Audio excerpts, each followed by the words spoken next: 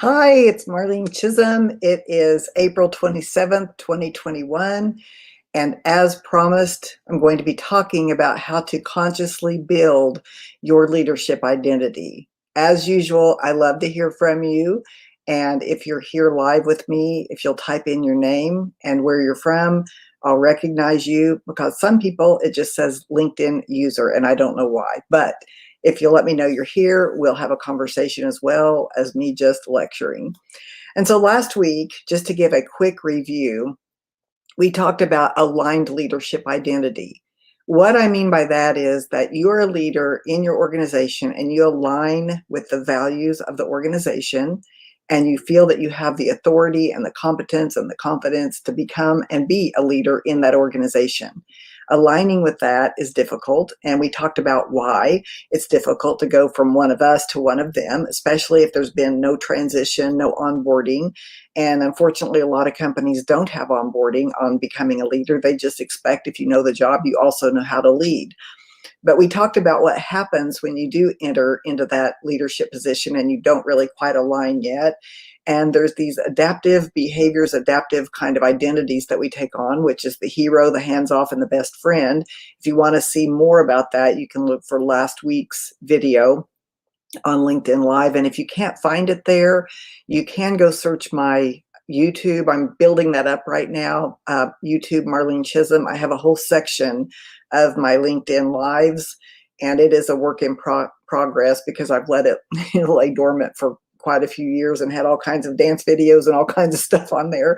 But I'm now building that back up to represent the work that I do so that there's a place you can go and get those resources. So we do talk about the hero, the hands-off, and the best friend leader. And I gave North Star advice, and this is my North Star advice, and this goes up and down the organization, and that is no blindsiding. You should never blindside an employee. They should always know when they're about ready to leave the organization because you've given them enough conversations, enough skills training, enough support to where they realize it's not a fit. And there should never be a surprise with your upper level leader where they all of a sudden you've been kind of moving the chess pieces around and they don't know what's going on, and then all of a sudden there's a big complaint and there's a blind side. So today I'm going to give 3 skills to consciously develop your own identity as a leader. And the cool thing about this is that even if you don't get these skills from your organization, from your company, from the business that you work for, you can consciously decide what kind of leader you want to be and build an identity that works for you. And then you can be employed anywhere. You'll have leadership capabilities that will transfer to any organization. So the first skill that I'm going to share, and these are skills that I'm going to be sharing in the book, From Conflict to Courage, How to Stop Avoiding and Start Leading. And there's going to be more than these few that I'm going to share today. We won't really go into depth, but I will give you a few tips so that if you want to start really consciously working on your leadership, you can do that. And so the first one is to become aware of your story. And there's a saying that I use: the story you tell is the life you live. What do I mean by story? I mean the narrative that you have, the way you see yourself, what you tell yourself about you, because that's going to drive your behaviors. If you tell yourself things like, I'm shy, or I'm not good at this, or I'm not a detail person, or I'm not organized, or this makes me feel this way. It's not that it's wrong to tell the truth about your experience, but the way you talk about yourself and the inner narrative that's going on is going to, in part, determine your behavior. And then it'll reinforce the way you see yourself. So you're never going to grow outside of your comfort zone. So what you want to do is you want to start listening to the I am. How do you describe yourself? I am. I'm not good at this. I'm not good at that. I'm angry. I'm impatient. I'm slow to catch on here. I'm not quite there yet. Start to shift the I am, start to shift the way you talk about yourself. And first, that includes noticing how you're thinking about yourself. So start to notice how you define yourself and start consciously saying, I am impatient. Well, you know what? I have been impatient, but I am working on it. And I'm expanding my capabilities and understanding more about my physical needs and when I need to sleep and when I need to set boundaries. That's kind of some ways I've worked on my own level of impatience, because I really like to get things done quickly. And that's not always the best method. Sometimes you need patience. I also suggest on the becoming aware of your story is to keep a leadership journal. And this can be really, really fun. There's a lot of techniques that you can use. And one is to start naming how you'd like to be. In my future self, in the way I'd like to be as a leader, I do this, I act this way, I feel this way, and start creating. Creating is harder than it is just to look at past behaviors. Creating takes a lot of work with your prefrontal cortex, your brain. It's energy draining, but it's really fun too, because once you start telling your subconscious how you want to be, it will start working with you. And I often, even before I go to bed, I'll tell myself what I want to accomplish or what insight I want to get the next day. And that helps me. It makes me to be a conscious creator versus just a victim to reality. So if you keep a leadership journal, you can do certain things. Like you can even give yourself prompts like, here's what makes me nervous. Here's where my weaknesses are and what I'd like to improve on. Once you start thinking about that, then you can build plans and you can do exercises. You can get a support person that's also building their future leadership identity. And then it starts to be really fun, because when you start to see a pattern change, that's when you know that what you're doing is working. And I see a couple of private comments, but I'd love for you to just, if you're here, just to say hi, step in, tell me where you're from. And even if you're not watching live now, you're watching later, I always try to revisit later and comment if there's a question. Last week we had a couple of questions. I got back on the thread and commented, so I'm going to ask you to do that. If you're here, go ahead and just say hi. Love to see when you're actually with me live. I know this is early for a lot of people, but would love to see your name. The second thing you can do, and this is really helpful to most people, no matter what their leadership role, is to create your own personal definition for what leadership is to you. If your organization has a definition, you have to align to that definition. But what I suggest is that when you look at that definition, you really think about it instead of just, it's a slogan, it's in our pamphlets, it's on our website. What does it mean to be a leader? For example, if your organization says we're servant leaders, what does that mean? What does that mean? How does it show up? When you start letting people know, or when you start telling yourself what that means, you start to apply it more often. Okay, thank you, everybody. I'm seeing that people are coming in. Hey, Michelle from Malaysia. Wow, what time is it there? Must be 6 or 7 hours difference, if not more. Joseph, hey, West Africa, got the international audience today. And then have Linda from Connecticut. Thank you all for showing up. I appreciate that. It helps me a little bit, because when you're doing these live streams, it can really feel like you're just talking to yourself. And I just get more excited if I think there's other human beings on the other end that are getting some value. So thank you for letting me know you're here publicly. So create your own personal definition. If your organization has a definition, then use that and think about it deeply. Don't just say, oh, this is what it means. Like, don't just recite it. Say, I wonder how does that show up? Because once you start knowing how that shows up, you can then start complimenting other people that do the things that required for that leadership definition. So I want to share with you my leadership definition and why I have that one. And it helps me in everything I do, because I don't run a big organization with a big team. I have contractors and some few people that work with me. And so in that way, I'm a leader. And then when I'm delivering content, I'm a leader. But this is how I look at leadership for my definition in my role, is that if leadership's about anything, it's about alignment. And alignment is about focusing energy. And so what that means is, if I'm going to be aligned, I have to first be clear. And if I'm going to be clear, that means I'm going to guide the conversation to a certain outcome. And that means if I get in a distraction conversation from my definition of leadership, I can't keep playing verbal ping pong with the other person. I have to say, let's revisit what we started to talk about. We can talk about these other things at a different time, but I want to guide the conversation to here, because that's what we're trying to accomplish. And so my version of leadership, if leadership is about anything, it's about alignment. And in order to be aligned, you have to be clear. And once I'm clear, then it's about focusing my own energy and that of other people's. And I hope you can see how this serves me when I'm doing a workshop, when I'm doing coaching or consulting.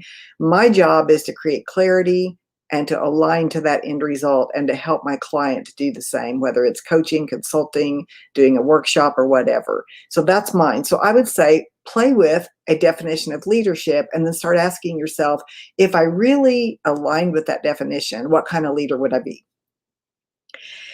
The third one is to claim some values. We talk about values a lot. Your organization probably has some stated values on the website. But what I want to say is that a lot of times we just say these things and we don't really, again, think deeply about what they mean. Here's an example. Almost every healthcare organization, if you look at their values, the values and the words that they use is about dignity, it's about compassion. But if you go inside the workplace and you see that people are really backstabbing each other, and of course it's difficult in healthcare, so I want to give a kudos to the heroes that are in healthcare right now, especially during this pandemic. However, when we have values of compassion and yet people are backstabbing each other, and that old saying, our nurses eat their young. When you hear things like that, what that means is there's some misalignment to the cultural values, and there's not enough course correction or discipline in place to realign. So if you have a value, with that value comes a price tag, so to speak. And one of mine is responsibility. And I'll just tell you, it's hard to be responsible all the time. If I feel negative, if I'm blaming someone else for my experience, I have to look back and say, is that being responsible? And the part of me that wants to be right will say, yeah, but they really did this and it was their fault. But if I really, really value personal responsibility, it's always about what choices do I have? Is the choice to set a boundary? Is the choice to speak up? Is the choice to let it go? I'm responsible for how I feel and how I experience a given situation, even when someone else messes up. And it's something I strive to attain, but I don't always. So some of our values will be aspirational, and we're constantly using it as a North Star. And some of our values are non-negotiable. A value of integrity. You can never steal. These values, we are always trying to align with those values. And that's what makes our leadership something that people admire and will follow and will be influenced by. And I'll give you one more before we sign off, and would love to hear, if you have a certain value that you adhere to, I'd love to hear what that is. Another one I believe is just to build trust. Hey, Jackie from Ohio, thanks for showing up. And anyone that's here, you're very welcome to share a personal value that you have. I'd love to talk further about that. I know we're all crunched for time in the mornings, and so, you might think about this later, but another one I think everybody needs to have to build for their leadership identity is really, really, really focus on and learn how to build self-trust. If you don't trust yourself, you're going to struggle. And if you can't trust yourself, you're certainly not going to be able to trust other people. The simplest way to build trust is to do what you say you're going to do. Don't make promises lightly. Don't say, hey, great idea, I'll get back with you. If you say, I'll get back with you, you've just now created an obligation. You can tell someone else, get back with me next week, or you can say, let's put it on the calendar at 2:00. But if you say, I'll get back with you, I'll follow up with you, whatever you tell people, your word is golden. And so it's very important that you really know what your own values are. And I see here, Michelle from Malaysia says authenticity and sincerity, great values. And I would say that there's times when those are hard, Michelle. I know that we're not here to talk out loud, but I would say that sometimes it's difficult to be authentic.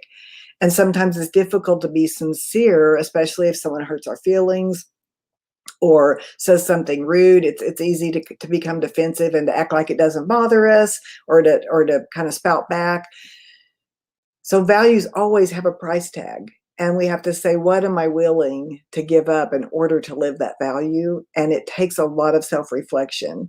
And so building trust, to wrap up here, do what you say you're going to do. If you set a boundary, know that you're going to enforce it. Don't set a boundary that you're not going to keep.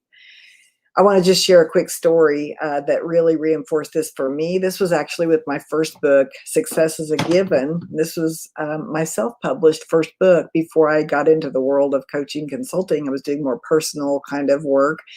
And I was going on a trip to do a presentation, and a friend of mine was with me, and I was in the middle seat, and my friend Michelle was over by the window, and another woman was over to the aisle, and the attendant came by and said, okay, since you're in the exit row, you realize that if something happens, said to Michelle, you'll have to kick out that door. You'll have to help passengers out of the plane.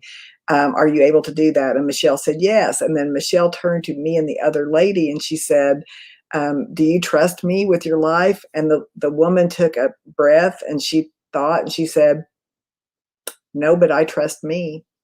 And I thought, wow, I trust me. As a leader, you have to trust you. The buck stops with you. That means if someone messes up, you trust you to have the conversation. That means if you say you're going to do something and you're not able to do it, you course correct, you apologize, you tell the person why you weren't able to fulfill that promise. Trusting yourself is one of those ways you'll start to build a really clean leadership identity. I hope this has helped you. I hope that as you build your own identity, it helps you to advance in your own career. And if you decide to go somewhere else, that it really helps you get the clarity of what kind of fit the organization is for you. I invite you to visit my website at marlenechisholm.com or to connect with me on LinkedIn and share a little bit more of your leadership identity journey. And if you're having trouble finding any of the past videos, you can go to YouTube, Marlene Chisholm, and I've got a whole list right there. And I'm trying to do these at 9 o'clock Central a couple of times a month. It's all based on the upcoming book, From Conflict to Courage, How to Stop Avoiding and Start Leading. Thank you again for joining me, and I'll see you soon.